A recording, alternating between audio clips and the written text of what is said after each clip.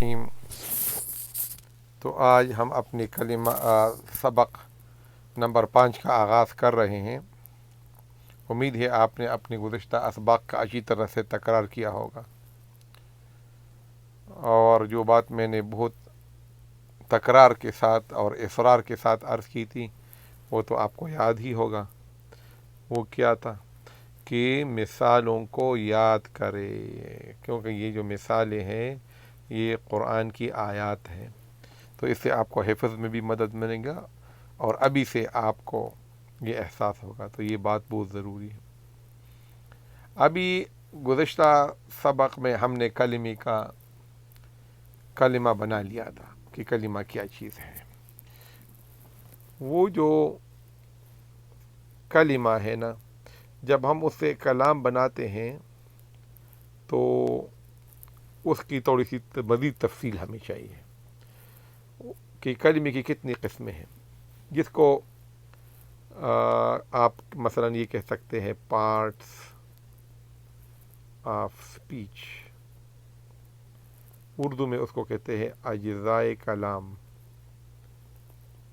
تو انگریزی میں تو یہ بہت زیادہ ہے، 12 ہے شاید، عربی میں بہت آسان ہے، بس 3 ہی ہے۔ اجزائے کلام عربی کے اندر 3 ہے، بالفاظ دیگر کلمے کی 3 اقسام ہیں، بس آسان کام ہے۔ تو یہ جو کلمہ ہے اس کی 3 اقسام ہیں۔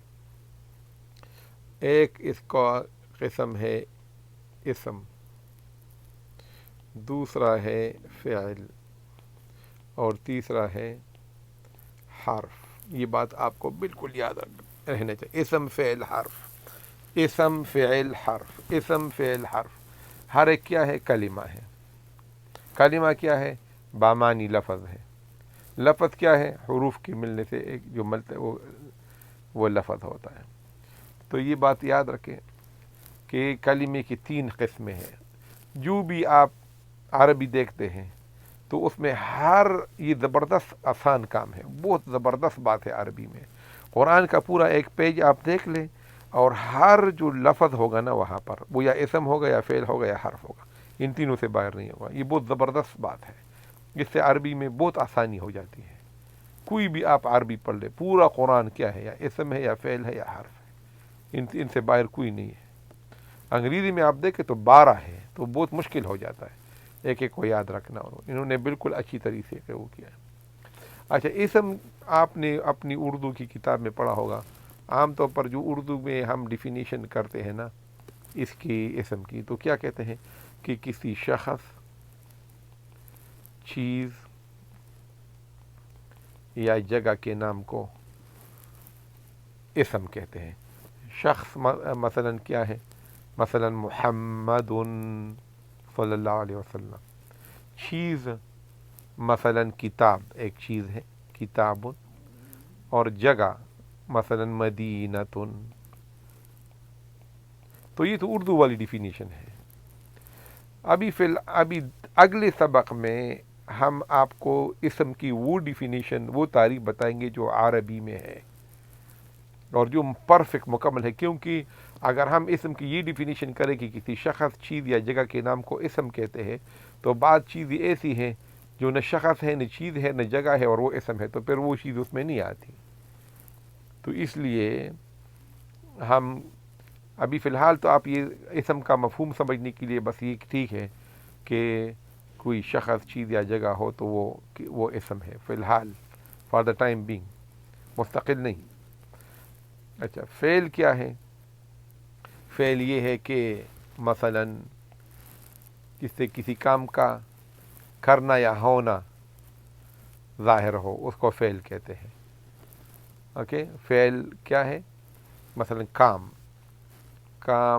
کرنا، ہونا ظاہر ہو، اس میں کام بہت ضروری ہے، لفظ کام بہت ضروری ہے، کام ہو، ٹھیک ہے نا؟ کام کا کہ یہ کام کرنا یا ہونا، اس کو فعل کہتے ہیں۔ اور مثلا عربی کی مثال اگر آپ دیکھ لیں تو جس طرح مثلا کہتے ہیں ضربا، ایک شخص نے مارا، یضربو، ایک شخص مارتا ہے یا مارے گا، آپ کہتے ہیں اضرب، مار، تو یہ بھی حکم آپ دے رہے ہیں، لیکن کس چیز کا حکم دے رہے ہیں؟ کام کا دے گا نا، کام کا حکم دے رہے ہیں، تو اس لیے اس کو کہتے ہیں، تو پھر یہ فعل ہو گیا، ٹھیک ہے نا۔ فعل کا جس سے کسی کام کا کرنا یا ہونا مراد ہو، یہ اردو والی ڈیفینیشن ہے۔ عربی والی ڈیفینیشن میں آپ کو جو مکمل ڈیفینیشن ہے وہ کل بتاؤں گا، یا اگلے اسباق میں اس کا ذکر آئے گا۔ ابھی آپ اتنا یاد رکھیں کہ اسم، فعل اور حرف، یہ جو چھوٹی چھوٹی چیزیں ہوتی ہیں بیچاری، مثلا یہ ہو گیا اردو میں مثلا کہتے ہیں سے، یا پر، یا تک، تو اس طرح کی جو چھوٹی چھوٹی چیزیں ہوتی ہیں، مثلا من، عن، اعلی، الا، اوکے، تو من کا مطلب ہے مثلا سے، اور عن کا مطلب ہی سے، اعلی پر، اوکے، الا تک۔ تو یہ چھوٹی چھوٹی چیزیں جو اسم اور فعل کو ملا کر کلام کی خوبصورتی اور اس کا مفہوم پیدا کرتے ہیں، ان کو حرف کہتے ہیں۔ جو عام طور پر حرف سے الگ کبھی کلام نہیں بنتا، وہ بس ان کی توفیلی کا مطلب سپلیمنٹری، ان کے ساتھ بچوں کی طرح لگے ہوتے ہیں اسم اور فعل کے ساتھ۔ تو یہ بات بہت ضروری ہے کہ آپ کو یہ پتہ لگ جائے، اور کوئی مشکل ہے ہی نہیں۔ کلمہ کو آپ نے اچھی طرح سمجھ لیا ہے۔ ابھی کلمے کو ہم فردر سب ڈیوائڈ کرتے ہیں، اسم فعل حرف، اسم فعل حرف، اسم فعل حرف، اس کو ایسے رٹ لے اور بار بار کا اسم فعل حرف۔ اسم کا وہی مفہوم فی الحال ہم نے آپ کو بتایا جو اردو والا ہے، کسی شخص، چیز یا جگہ۔ فعل وہ کام کرنا یا ہونا، حرف وہ جو اسم اور فعل کو آپس میں ملاتے ہیں، چھوٹی چھوٹی چیز، اس کو حرف کہتے ہیں۔ یہ بات اچھی طرح ذہن نشین کرے کہ وہ جو ہم نے حروف تہجی میں بتایا تھا نا، حرف کہ الف با تا وہ حروف ہے، الف حرف ہے، یہ الگ حرف ہے، ان حرف کا کوئی مطلب نہیں ہے۔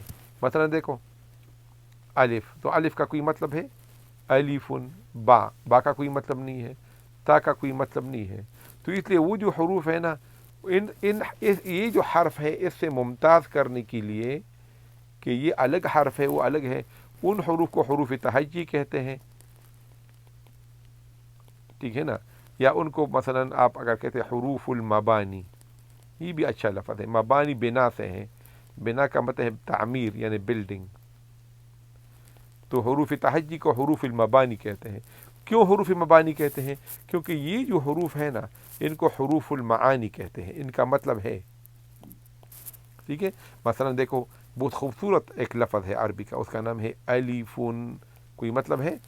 کوئی آپ کو پتہ لگ گیا الفن کا مطلب کھانا، پینا، جانا، سونا، اوپر نیچے، کچھ مطلب نہیں ہے، اس لیے بس وہ ایک بلڈنگ بلاک ہے بیچارہ، مبانی، بنا، اس سے ہم کہتے ہیں اس کو۔ تو یہ بات بھی بچوں کو اچھی طرح یاد کرے، تھوڑا سا مشکل ہوگا، ویکیبلری آہستہ آہستہ روزانہ ایک ہی بس لیسن کر لے اور اس کو 4-5 مرتبہ کرے، بعد اوقات 2 دنوں میں ایک ہی کر لے تاکہ اچھی طرح سے ابزارب ہو جائے۔ اگر کوئی بھی ان میں ایک لیکچر یا درس بھی آپ نے مس کیا یا اس کو پکا نہیں کیا تو آگے نہیں جا سکتے۔ یہ گارنٹیڈ ہے انشاءاللہ، اللہ پاک اس سے عربی کی اور قرآن کی فہم ہمیں بتا دے گا، سمجھا دے گا، لیکن یہ ضروری ہے کہ ہم تو حروف تہجی کیا ہے؟ ڈرنے کی کوئی بات نہیں، حروف تہجی کو حروف المبانی بھی کہتے ہیں۔ ضرورت کیا پڑی؟ حروف تہجی کافی تھا نا؟ نہیں، لیکن یہاں ایک اور حروف المعانی بھی ہے، اس کو بھی حرف کہتے ہیں۔ وہ کیا ہے؟ من، اعلی، الا، ان کو بھی حرف کہتے ہیں۔ تو اس لیے ان کو حروف المعانی، حروف المبانی، مبانی کا مطلب ہے بلڈنگ لیٹرز، اور معانی کا مطلب ہے میننگ فل لیٹرز، جس کا مطلب بھی ہے، تو اس لیے اس کو حرف کہتے ہیں۔ اسم فعل حرف، اس حرف کو ہرگز کنفیوز مت کیجئے الف با تا والے حرف کے ساتھ، کیونکہ یہ باقاعدہ لفظ ہے لیکن نام اس کا حرف ہے۔ اس کو حرف کیوں کہتے ہیں بعد میں بتاؤں گا انشاءاللہ۔ تو یہ بات اچھی طرح ذہن میں بہت ضروری بات ہے، جو سب چیزیں میں نے بتائی آپ کو۔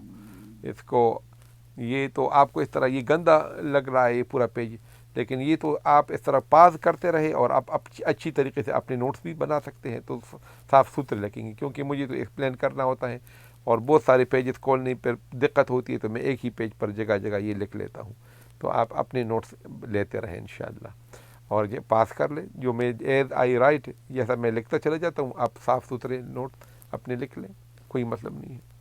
تو یہ جو اجزائے کلام ہے، بس یہی ہے 3 عربی میں، اس کو اچھی طرح پکا کر لیں، ٹھیک ہے۔ وآخر دعوانا ان الحمد للہ رب العالمین۔